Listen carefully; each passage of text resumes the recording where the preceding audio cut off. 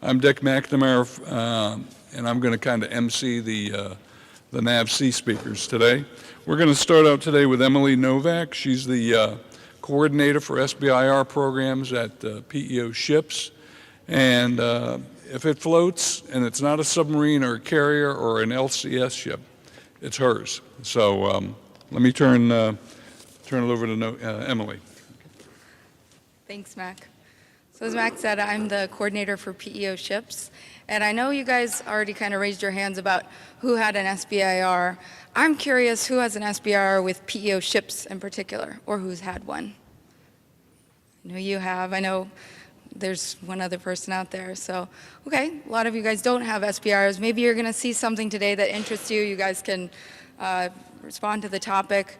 If you have any questions about it, I'd love to talk to you about it. Or if you want to know a little bit more about PEO Ships, come and talk to me in the one-on-ones and give you a little insight into us. So we have 5 topics today. 3 of them are SBIRs and 2 of them are going to be STTRs.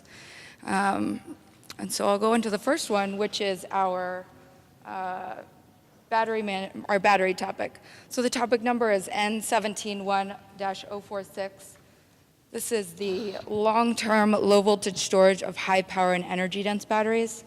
And this is with our program office, PMS 320, and these are our electric ships office. They developed the advanced electrical power and propulsion technologies. So the objective of this one is to develop a high-power and energy-dense battery that can be capable of supporting a pulse-type load. So these pulse-type loads are coming from a directed energy weapon or a higher-energy weapon. They want this to be able to be stored at a low voltage, so something around 0 volts. And also they want it to be able to be stored for an extended period of time. The objective, if this is achieved, it's really going to save in the cost of maintenance. It's going to save in space and also energy usage. It's also going to help to reduce the replacement of failed or deteriorated batteries. So if that is achieved, it's going to help to eliminate the need for a battery management system, and that's even going to yield further space and weight savings on board. The challenge of this lies with the battery chemistry. So it's a lithium-based batteries. They can't be stored in a discharge state. If they're discharged, they typically deteriorate, and if they're deteriorating, they're going to have some safety risks. You're going to have to replace them. It's going to increase costs. So they're hoping to, get something that is able to work with a lithium-based battery, but also something that can handle a high-power load on it. Because right now we have lithium batteries that can be stored at low voltage, but it hasn't been with any lithium batteries that can handle the high pulse loads. So that's what we're looking at on that one. The topic author for this is Erin Kampschroer, so you have the opportunity to contact her in the next month, I suppose, in the pre-solicitation, and ask any questions, and then you can post your questions on the website. Our second topic is N171-054, which is the cyber threat insertion and evaluation technology for Navy ship control systems.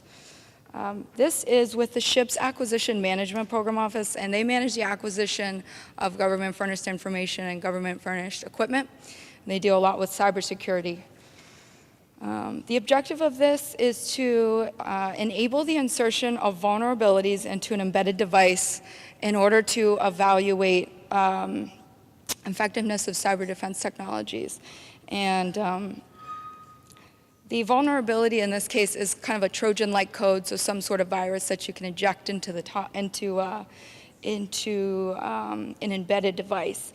And when I was reading through the topic, they said the embedded device was something called a field programmable gate array, FPGA. So I guess everybody in the cyber industry will know what that is. I'm not quite sure, but that's all right. So they would like, ideally, them to be able to run large numbers of test cases and then use different combinations of defenses that are out there. So right now there's a lot of different products that are dealing with cybersecurity because the need is really growing. So they want to see what kind of combinations they can use that's going to give the best protection for shipboard control systems. If you're achieving the objective of this goal, you're going to really be able to evaluate the current defense technology and effectiveness of it, and you're also really going to be enhancing security of the Navy shipboard control systems. Currently, they do not have a capability to quickly and in a controlled test environment inject any sort of classes of cyber vulnerabilities. So this is kind of a new and innovative topic, really looking for a new solution.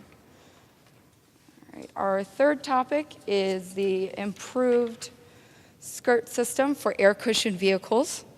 This is N171-042. This is with PMS 377, which is the Amphibious Warfare Program Office. They have 2 air cushion vehicles under them, the landing craft air cushion and the ship-to-shore connector. And so this one is dealing with the air cushion vehicles. And this program office provides transportation of equipment and personnel from ship to shore and from shore to shore. So the objective of this topic is to develop an improved skirt system component for the LCAC and the SSC ship-to-shore connector skirt systems. The goal of it is to increase the skirt material life, to decrease the maintenance and total ownership cost, and to really maintain performance of the skirts. So the skirts are made of like a nylon-based fabric. They have a really durable rubber coating that is it's kind of similar to what's used in the tires in the automotive industry. So it's really durable, but it takes a lot of beating in all of the missions. So they're hoping that with this topic to develop an improved skirt system component, and if you are able to achieve that, the topic talks to decreasing the maintenance cost by 30% and total ownership cost by 20%. And then they list specific characteristics that deal with manufacturing costs, durability, and installation. So take a look at that when you're looking at the topic. But currently, 30% of the total maintenance costs are because of the legacy cert system. So it's very important to be able to improve that and try to get some of the costs down and the durability up. The topic author is Joey Bray, and he works out of Panama City. So he's been a TPOC on some of them. Okay, the next topic is an STTR. So I have 2 STTRs, and they require either university partnership or a federally funded research center. So just keep in mind the requirements for this. This topic is N17A-TO12, and the topic title is Innovative Material Handling System for Expeditionary Mobile Base Class Ships. This is with PMS 385, which is the Strategic Theater and Sealift Ship Acquisition Program. And under them, they have 3 programs, which they just recently renamed them. So the 3 are the Expeditionary Fast Transport, which you guys might know is the Joint High-Speed Vessel. So they're now calling it EPF. The next one is the Expeditionary Transfer Dock. That was formerly known as the MLP, or Mobile Landing Platform. And then the third one is the afloat forward staging base, which that is now known as Expeditionary Mobile Base. And this STTR deals with the Expeditionary Mobile Base. They support the mine countermeasures and Special Operations Force mission, and they focus on launch and recovery of unmanned vessels. So this topic's objective is to develop an elevator system that can be installed, and they want to transfer the cargo between the flight deck, the intermediate deck, and the mission deck. And so you can kind of see the picture. It goes between all 3. They want to also be able to go below the water surface for launch and recovery of 65-foot boats.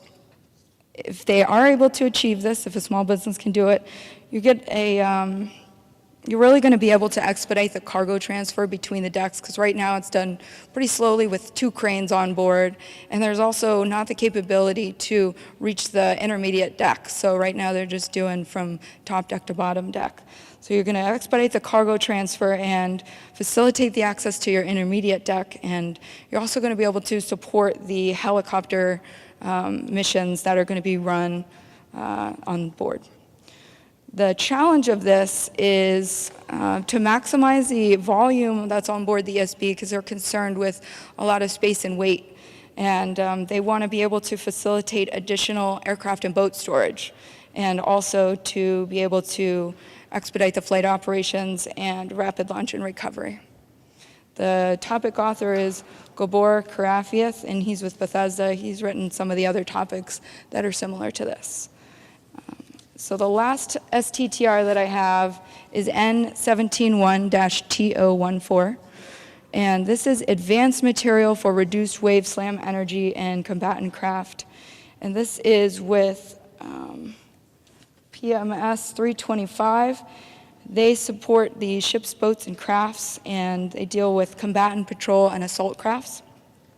And this one I thought was particularly interesting because, little side story, I got a chance to ride a Mark V a couple months ago, and I didn't really have any concept of how much movement is on board if you're going at high speeds in a small little ship. But they have these really interesting shock mitigating seats, and they're kind of set on springs, and you sit on them and they're going up and down. So when the waves are hitting you, it's ideally trying to take some of the force out. And so when I saw this topic, I really could understand what some of the SEALs and the sailors that are going to be in a boat that's moving at high, fast speed has to deal with in terms of the force. But so this one is looking at shock mitigating seats. And the objective is to develop an advanced material system for combatant crafts to reduce energy transference to seated occupants during severe wave slam events at high speeds and rough seas, because they're going in all sorts of different weather conditions and things get pretty rough out there. They'd also like the seat to have a 7-year lifespan, so something that's durable, and also that can be rapidly removed, so kind of like a flexible configuration. Achieving this would give us an affordable new seat solution that mitigates wave impact loads in high-speed crafts. It also increase the mission capabilities and also reduce the acquisition and life cycle cost. And this, should be durable and able to withstand harsh environments. And really, it all comes down to the people riding in it. It's going to reduce their fatigue and give them an opportunity to be able to, to achieve their mission, because there's some injuries that can be caused from the crazy slamming. So hopefully these seats are going to take that. So right now, it's on a shock absorption system. We're hoping to get something that'll work a little bit better than what we have right now. The topic author of this is Tim Coates, and he's with the Combatant Craft Division. So hopefully you guys see something that interests you. If you have any questions about the topics, I can talk to him about it after, or maybe you have something similar that you think our program offices would be interested in. I would really love to hear about it. So please come and see me after, and thank you very much.